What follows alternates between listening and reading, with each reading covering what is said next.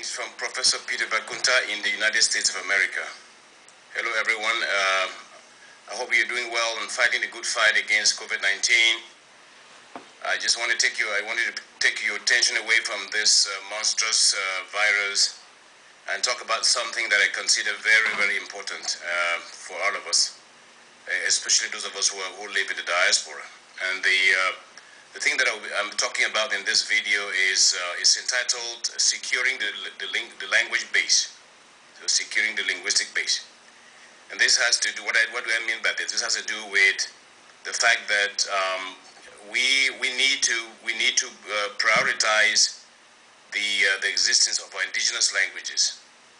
My observation, over time has been that I've noticed that most of us who live in the diaspora, we tend to negate, or we tend to run away from our indigenous languages.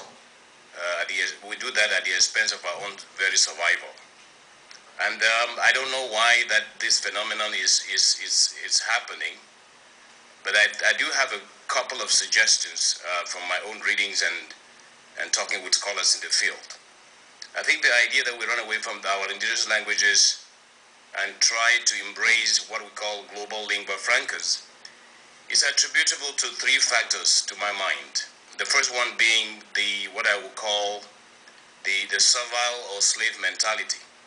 Okay, there's no gainsaying the fact that most of us we don't quite feel comfortable, speaking in our indigenous languages, and this is disastrous to say the least, because there is a phenomenon out there which is very familiar to many linguists and to many of us who deal in the business of languages. That phenomenon is called language extinction. Languages do die. Languages are like any other living being. They do die if they are neglected.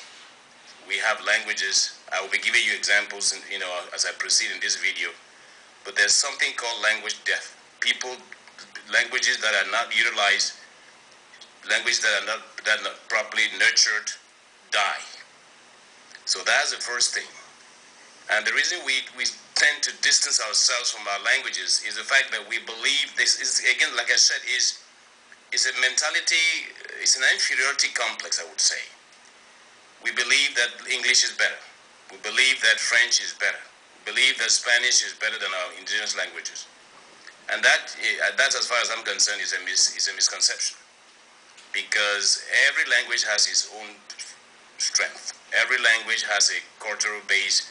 Every language has a worldview that is unique to that particular language. So that's the first factor. The second factor is the notion that we are, I call it the survival instinct. We are in the diaspora. We're in the United States of America. We are in the UK. We're in Canada. What do we need our native tongues for? That, to my mind, again, is another big fallacy. Because wherever you live, whether you're in the North Pole, in Greenland, or wherever you are, your language is your biggest tool of combat. Your language is your weapon of survival, regardless of your location on the planet. And so I think that mentality, of saying, well, I'm going to learn language. I'm going to learn the English language because that's the language of power. I'm going to learn the French language because that's the language of romance, or whatever you want to give it, whatever name you want to give. I think, again, that's a misconception. That's a misconception that has to be debunked, and it's a misconception that has to be reversed if we have to survive, linguistically speaking. The third factor that contributes to language extinction, as far as I'm concerned, is what I call the colonial legacy.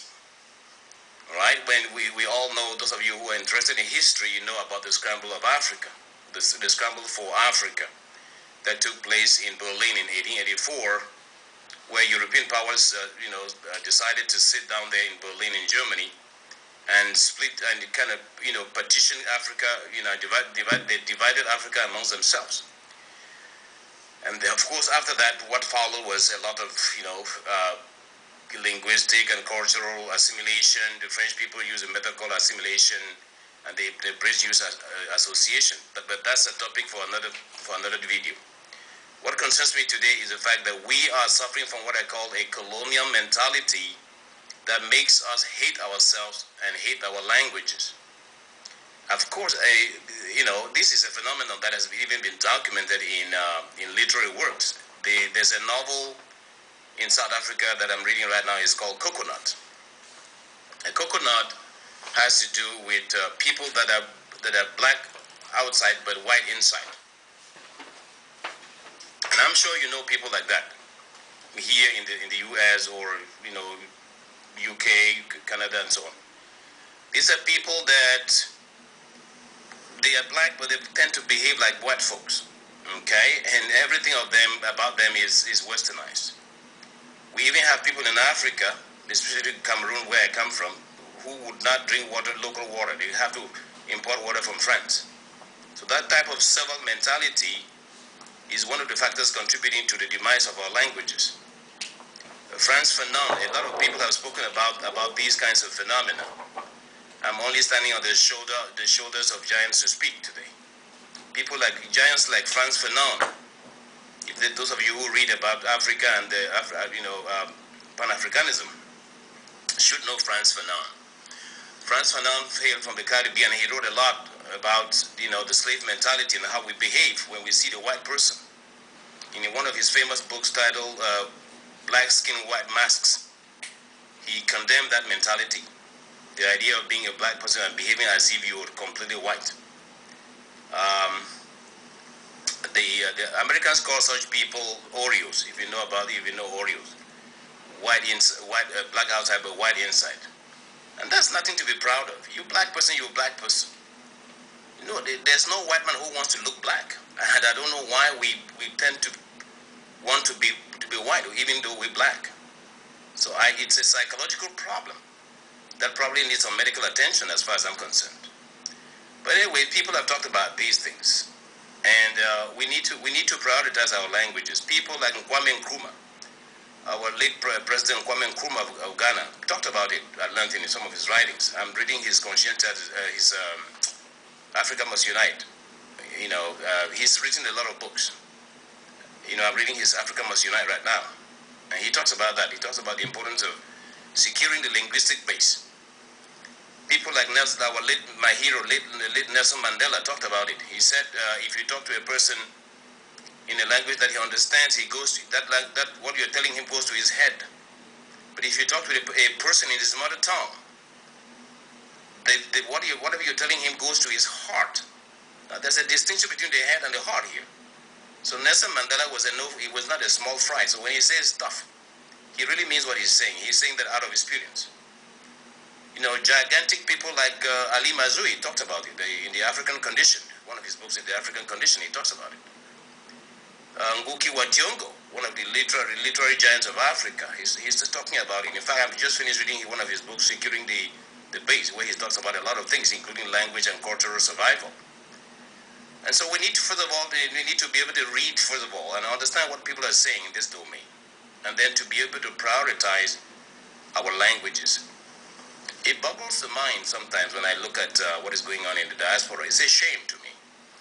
People go to cultural meetings and they speak. They conduct their meetings in European languages. You go to a meeting, say the meeting of my people. I come from a place called Bamuka. That again to me is a misnomer. The name Bamuka means nothing to me. That was a name that was given to my people by the white man when they came in 1884. My village is called my people are called Bumako, and then the country the village is called Lomako, and the language is Ngiemako. That's how you call those things. And we don't have to be slaves and accept whatever the white man throws at us. You go to a meeting, the meeting of my people, or you go to I don't know what else, an SAVE meeting or Vungo meeting, or the Mungaka, the Balinyong people. They go to their meetings